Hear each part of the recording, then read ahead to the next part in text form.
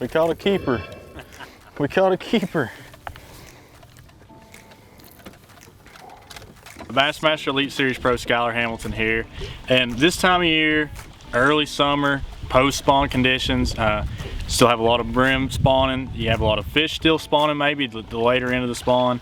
And one great bait for that time of year is a popper, or just a popping style bait, something that's kind of slow, makes a lot of noise. And I'm going to show you something that I like to do with it. And it's a little bit different. A lot of guys like to throw split rings with them. I always tie a loop knot. And for one reason for that is because I think it allows the bait to have a lot more free range of motion. You can walk them, you can chug them a little bit better, and I think that it just overall helps the bait perform like it should.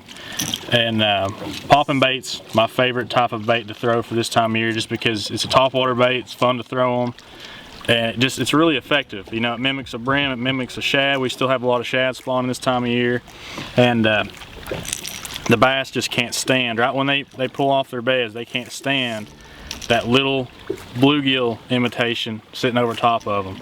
So you tie a loop knot instead of a split ring, just like that. It's going to help you catch some more fish. It's nice and strong, it's not going to go anywhere.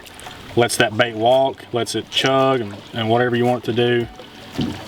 Just a little bit better than a split ring in my opinion. I tie it on, this is 17 Vicious Ultimate.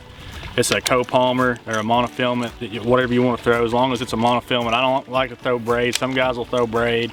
I like to have that floating of the mono, plus a bait that's sitting still. I want to have clearer line, especially in clear water conditions. So I like a monofilament line. But I like to throw anywhere from a 6.5 to a 6'10". This is a 6'8". Good jerkbait rod, great topwater rod. Small enough to throw under overhanging trees, long enough to throw to schooling fish. 8-to-1 reel.